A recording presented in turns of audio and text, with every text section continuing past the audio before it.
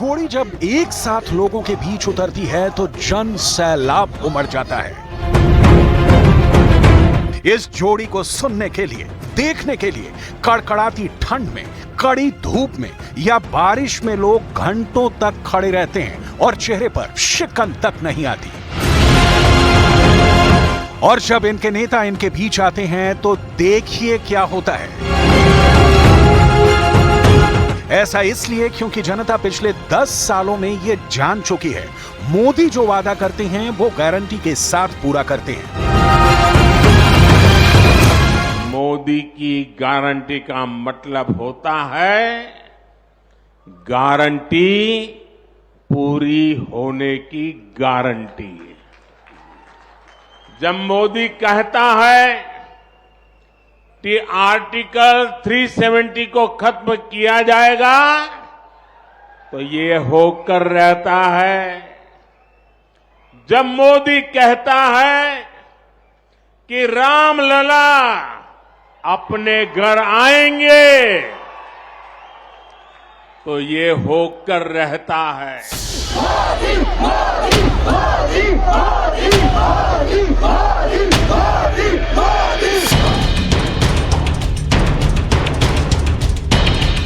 UP में इस जोड़ी का जलवा गजब का है। इसीलिए तो बीजेपी ने यूपी की 80 सीटों पर दावा ठोक दिया है, वो भी डंके की चोट पर। देश के प्रधान सेवक मोदी और यूपी के मुख्यमंत्री योगी यूपी की हर एक सीट को नापने वाले हैं। पूरब से पश्चिम तक मोदी योगी की जोड़ी धुआंधार चुनावी सभाएं और रोड शो करने वाली है।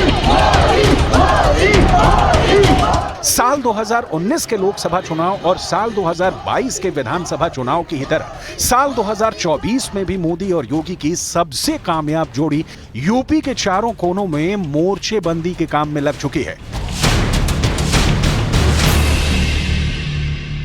7 साल से योगी जी के नेतृत्व में उसे और गति मिली है।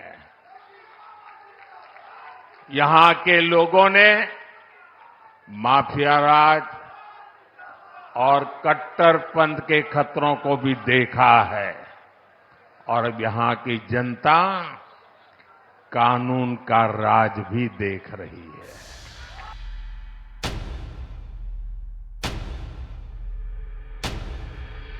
प्रधानमंत्री नरेंद्र मोदी की चुनावी रैली के लिए बीजेपी ने रणनीति बना ली है। यूपी में 7 चरणों में चुनाव होने हैं और बीजेपी के सूत्र बताते हैं कि मोदी पहले चरण में जिस दिन मतदान होगा उस दिन या उसके एक दिन पहले आसपास में दूसरे चरण से जुड़े इलाके में चुनावी रैली करेंगे। हर चरण में मोदी की 1 से 2 रैलियां कराने की तैयारी है।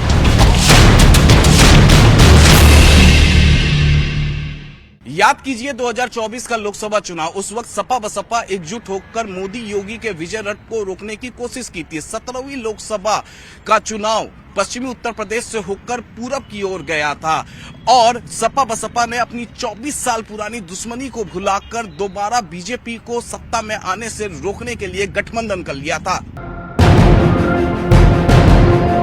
बीजेपी के लिए मुश्किल बड़ी थी, लेकिन चुनाव के जो नतीजे आए तो बीजेपी के विरोधियों की बोलती बंद हो गई। बीजेपी ने पहले चरण से ही निर्णायक बढ़त बनानी शुरू की और जनता ने आखिरी चरण पूरा होने पर बीजेपी की झोली में 62 सीटें डाल दी थी, जबकि 2 सीटें उसकी सहयोगी अपना दल एस के खाते में गई थी। यूपी में बीजेपी का मुकाबला बीजेपी और एसपी कांग्रेस के बीच है। इस बार आरएलडी बीजेपी के साथ है। 2014 यानी 10 साल से बीजेपी यूपी पर पकड़ बनाए हुए है। इस दौरान बीजेपी 2 बार का विधानसभा चुनाव भी जीत चुकी है, जिसमें बीजेपी को स्पष्ट बहुमत मिला था।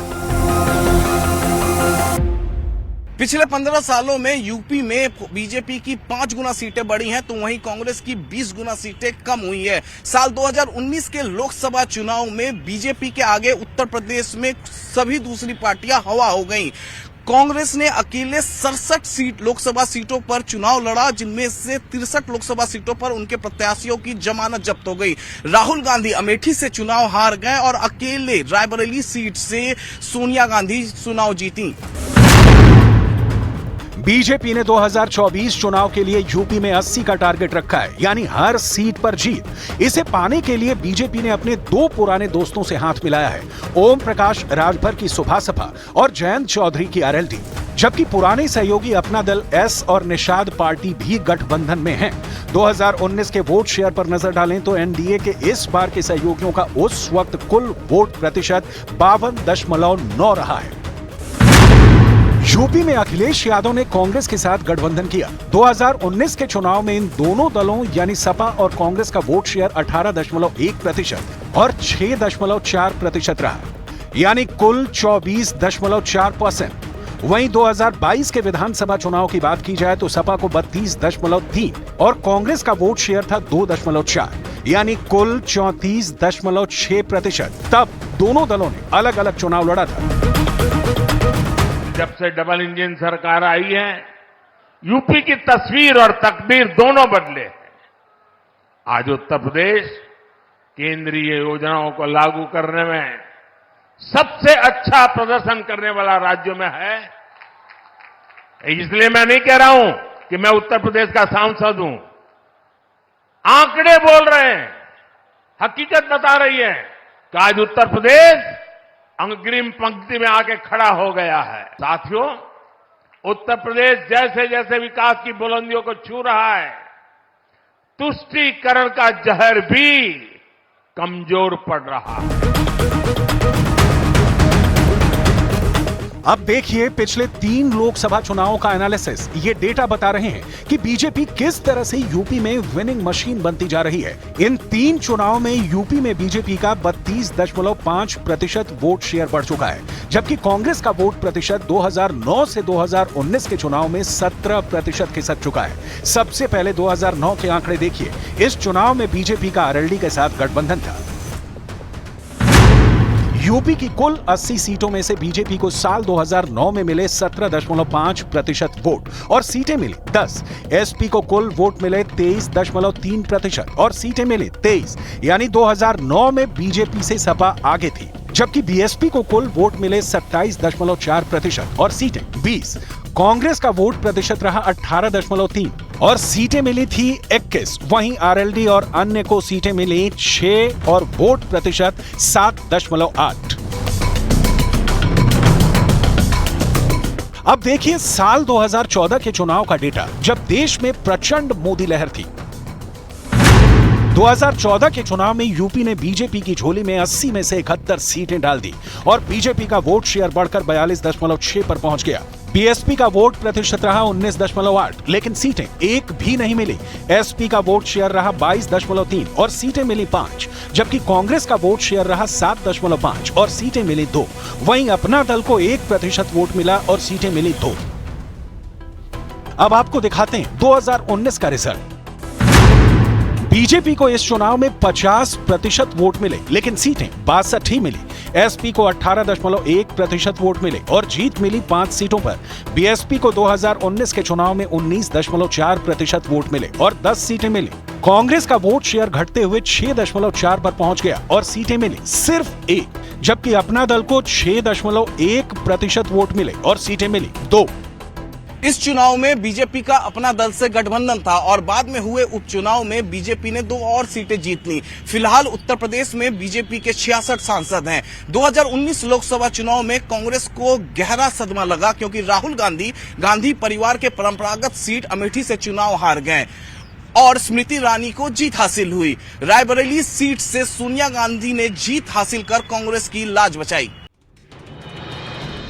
इस आंकड़े से अनुमान लगता है कि मोदी और योगी का चुनावी बंदोबस्त पूरी तरह से मुकम्मल है और यूपी में ये जोड़ी एक बार फिर से बड़ा करिश्मा कर सकती है।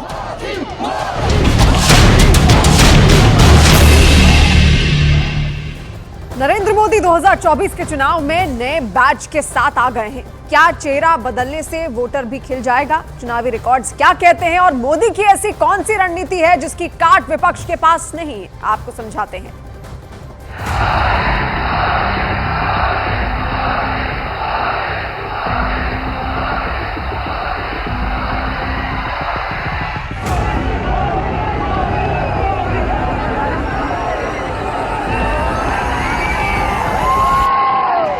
सबसे ज्यादा दिक्कत अगर किसी को है तो वो है कांग्रेस और उसके गठबंधन।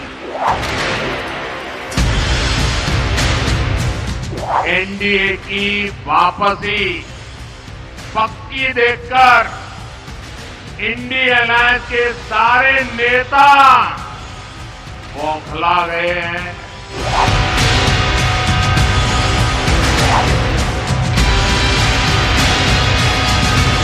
कांग्रेस की पूरी ताकत एक परिवार को ही आगे बढ़ाने में लगती रही।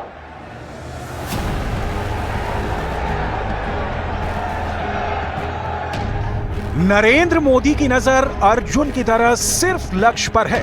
यह लक्ष्य है 400 पार सीटों का, जिसके लिए उन्होंने पूरी ताकत झोंक दी है।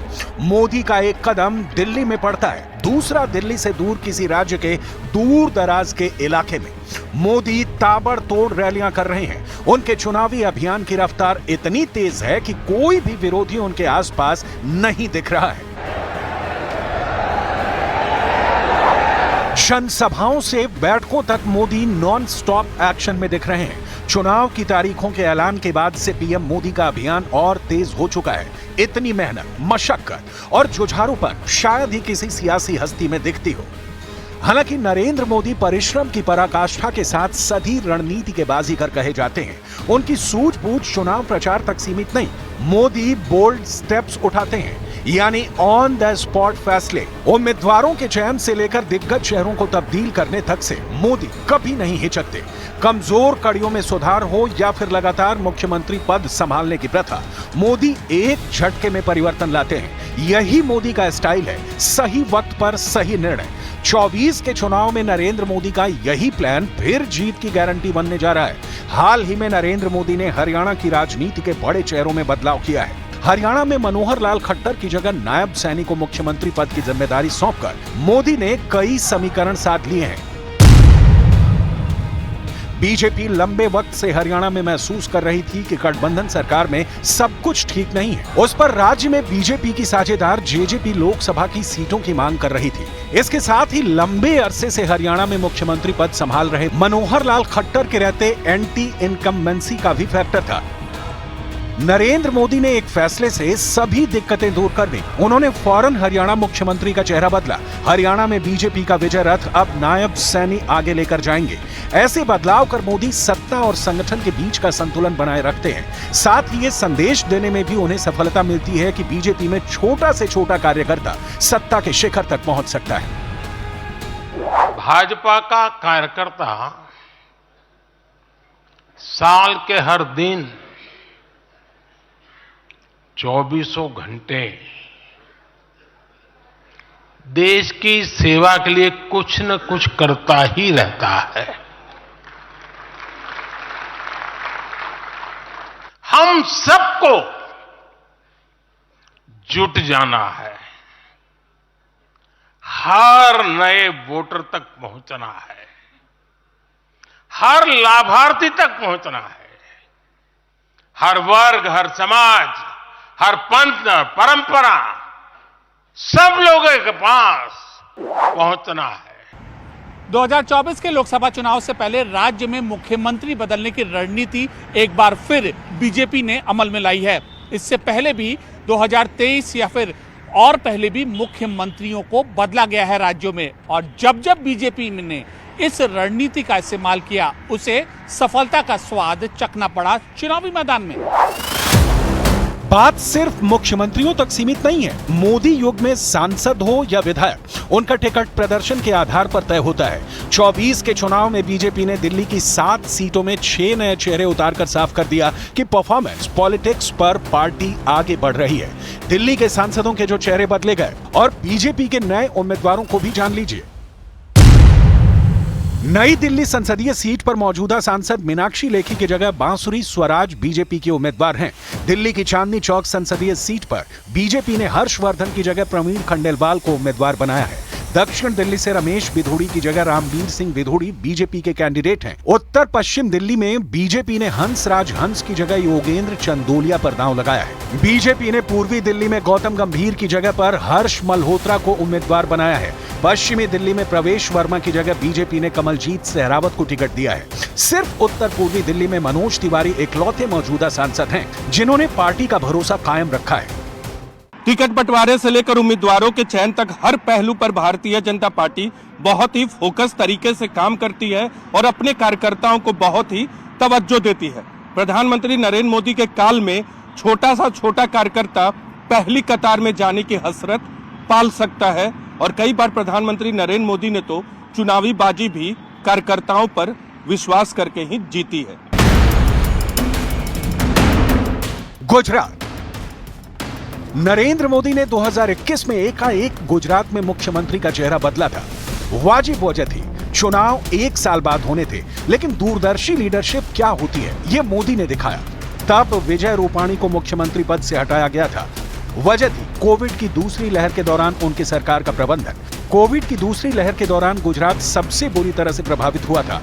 गुजरात उच्च न्यायालय ने टिप्पणी की थी कि दूसरी लहर के दौरान रूपाणी की सरकार की प्रतिक्रिया संतोषजनक और पारदर्शी नहीं थी। विजय रूपाणी की लोकप्रियता गिरती जा रही थी, जिसे देखते हुए मोदी ने राज्य की कमान भूपेंद्र पटेल को सौंप दी। मुख्यमंत्री को बदलकर विधानसभा चुनाव में बीजेपी ने बाजी मारी। मोदी ने मुख्यमंत्रियों के चेहरे बदलकर जिन राज्यों में बीजेपी के गढ़ को सलामत रखा, उसमें उत्तराखंड का रिकॉर्ड सबसे दिलचस्प है। उत्तराखंड। बीजेपी ने 2021 के विधानसभा चुनाव से पहले उत्तराखंड में एक तो नहीं 3 चेहरों को बदल दिया था, ताकि यह तय हो सके कि सरकार स्थिर है। 10 मार्च 2021 को 4 साल से सीएम पद संभाल रहे त्रिवेंद्र सिंह रावत की जगह तीरथ सिंह रावत ने ली थी। जुलाई